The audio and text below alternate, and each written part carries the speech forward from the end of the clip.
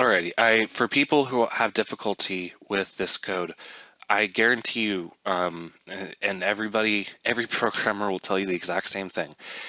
If you have difficulty with code, the number one thing to do that will help you with it is to write it out.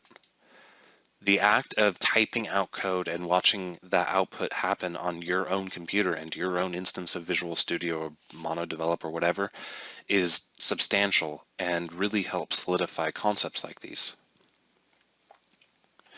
So write this code out. The video will be made available shortly after class, and you'll be able to go through and write it out. Even if you don't understand it, just do it character for character.